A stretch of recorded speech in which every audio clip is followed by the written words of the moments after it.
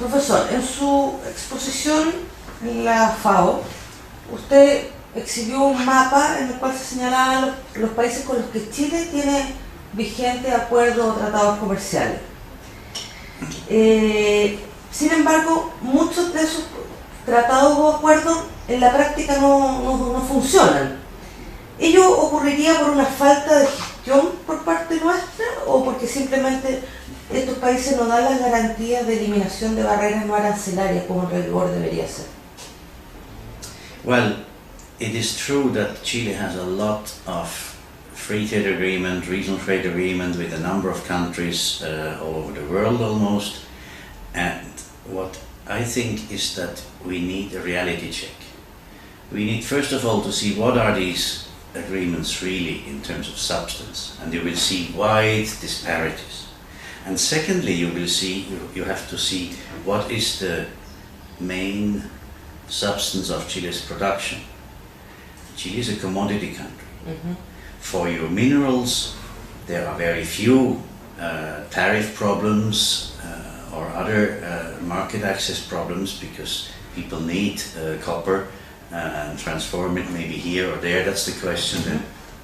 And transform it into, process it in Chile is a bit difficult because you don't have the energy, cheap energy. You have to import energy to process it. Now, this is not then a problem of free trade agreements or tariff reductions, in my opinion. For agriculture, which is more in my speciality, that is a big problem. And there again you have to see what are the markets and what are the products, where are you competitive and where not. Chile can only export chicken if you have feed, and you can only import that feed if Argentina, as your main supplier, doesn't restrict it. This is a policy, this is a regulation issue which, if you don't have an agreement with Argentina that they will not reduce their exports or tax their exports, you're in trouble. So this is a case for an FTA with export disciplines, not with tariffs. Okay? Then for your exports of those chickens, suppose you get the feed, you have to see where do they go. For tariffs is not too much of a problem. I'm told you get a big quota for the European Union, and you probably have one with the US as well.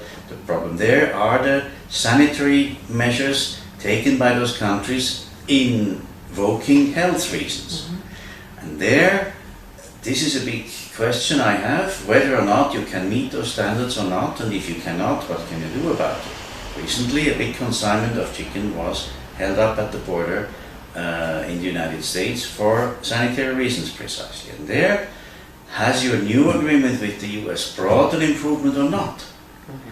Is the government aware of this? And does it work with the Chilean producers or not? These are my questions which I don't have the answer for. Now when you come to the mainstay of the agricultural production, which is orchards, vegetables, fruits and wine, you have again a different set of questions. You have phytosanitary problems, you have sometimes tariffs. The US has a wildly varying tariffs and they only let in the counter-seasonal produce. And they have always some sort of phytosanitary measures also by which they once in a while try to prevent. Apparently, they say it's because we want to prevent diseases like fruit fly or what have you, but it's also a convenient way to avoid competition for the producers of the same products in the United States. Perfecto. En ese sentido, ¿cuán beneficioso es el libre comercio para Chile? ¿Cuáles son sus ventajas y cuáles son sus desventajas? I would say for the cases I just mentioned, if you have agreements with your main markets, which have not only a tariff liberalization and a kind of a comitology and a process by which problems of the phytosanitary kind can be solved, if you have such agreements, that is very valuable for you. And only then, because very often we find that those agreements do not cover the really hot points. Yes. And if you look at the big negotiation now taking place, the Trans-Pacific Partnership Agreement, I find a news that the United States set up a whole team or if not to say a war machine, for sanitary, phytosanitary problems. Because they have been frustrated for their export of hormone-treated beef to the European Union. They will say now in the transatlantic negotiation we want to eliminate finally those problems, and they have the team also working on the TPP, because many countries like Japan will never let their apples, for instance, in, and their beef, and so on and so forth. And when you have then little details, and that's what I think your government must know when they go about it. You take vaca loca, mad cow disease. The United States did not respect the international standard laid down in the OIE in Paris by the number of tests you have to do in the slaughterhouse. So the United States was in disrespect of its obligations under the SPS agreement of the WTO. Nobody took them to court for that. Nobody challenged them.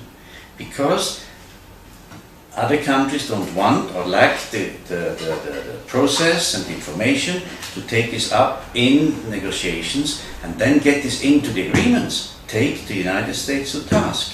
I've been dealing with my big brother for Switzerland, which is the European Union, and we had lots of these things where if you do your homework, you can make sure that these agreements, that free trade is helping your economy.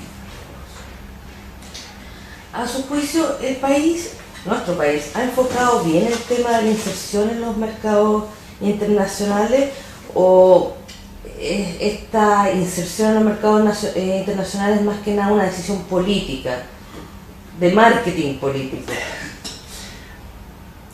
Chile had advice, and you know it, we call it the Chicago Boys, and went for a long time on the way of free trade and opened its economy and made agreements with lots of countries, and overall this has been, I would say, I don't know too much, I'm sorry about Chile, it has been beneficial.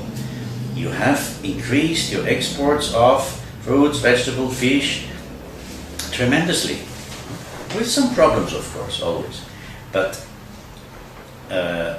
sometimes I have a feeling when the principle comes before the facts, then Chile, like everybody else, needs what I did call a reality check. What is it really what we need? Market access, which we need. What are we talking about?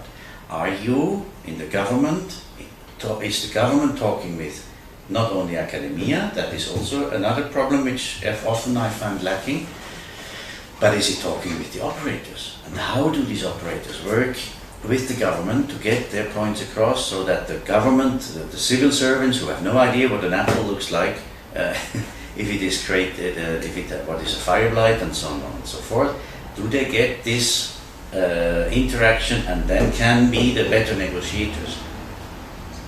That's correct. ¿Cuál es el impacto del libre comercio sobre las pequeñas y medianas empresas y los productos nacionales en competencia frente a los productos de menor costo provenientes del extranjero? Okay, when you talk of small and medium enterprises, it depends whether you have those which are already somehow inserted in the market and are, for instance, suppliers to big companies. SMEs don't usually, there are exceptions, export themselves, except perhaps in the services field. We need an internet access and that's all we need, so then you can be very successful.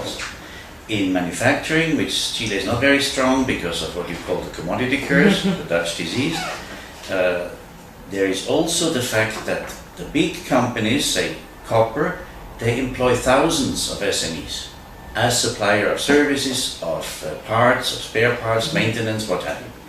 And this is an indirect benefit of free trade for such companies. And the same goes for the agricultural producers. You have small and big ones, and if they get together they can benefit from opening, because all of these products which we are mentioning now today, they cannot perform, cannot be successful without trade. So that's the answer, I would say. Se supone que la política de libre comercio nos da acceso preferencial a un mercado compuesto por más de 4.000 millones de habitantes, que representan más del 98% del PIB mundial. ¿Esta es una realidad a la que solo tienen acceso los grandes productores industriales? ¿Y cómo hacemos para que los medianos y pequeños productores también puedan participar de eso? Okay, now you are talking about small and bigger countries. And of course it's clear some people are more equal than others. But you have to see that with this obligation in the WTO to benefit everybody from a concession you make between 2 or 3 or 5 countries, everybody else who has the membership of the WTO gets the benefit of these concessions. That means that the size of the market plays in the negotiation perhaps, but not in the result. So for small countries what matters, and I can talk of experience because I did Ronda di Uruguay, I did Ronda di Doha, I can say that when you focus on your interests and you know what you produce, is it screen wipers for the cars or catalyzers for the cars, and then you have a tariff line which is important for you and you are the first supplier to Mexico, and then you have a NAFTA negotiation and Mexico says no rules of origin, we cannot buy the Swiss screen wipers anymore. With these minute small details you have to work in order to find solutions for such problems coming when the big elephants make their agreements, and that's I think the most important duty of negotiators in small countries, to see that their producers of small spare parts can also have their market. Perfecto. Y para terminar, a pesar de tantos acuerdos, a su juicio, ¿Chile mantiene espacios de política interna? I am, again, not an expert on Chile. I have 2 examples where I see that we have a problem. One is in environment and one is in health. In the environmental field we have certain standards, and in an international agreement, a trade agreement, you have to decide which are the standards recognized on the basis of which you can ship timber, for instance.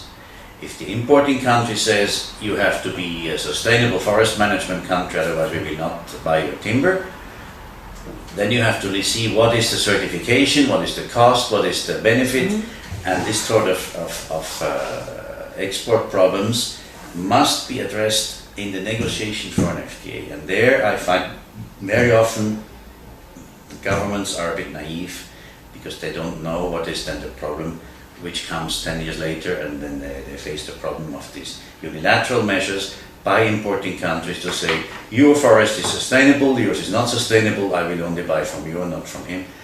You know, this is what often developing countries, advanced developing countries, need to learn how to deal with the big brothers. The other example we discussed this week is about health, where I find that it is again interesting that small countries should accept the health standards of big countries and not be able to say, look, we have this and that situation. We need to have an equivalence of mutual recognition agreement on which standard is acceptable. I'm not saying that the importing country should lower its standard. That is a bit naive to expect, because you will not make an exception because of the blue eyes or the developing country status of your trading partner. No health minister will do that. But before we sign off on an agreement to say how many laboratories there must be, how is the inspection going to be, these sort of points, which are now quite clear, I think has become quite clear, are very important. And there I think, again, homework is very necessary for governments, for scientists, and for the operators and stakeholders. Muchas gracias, profesor.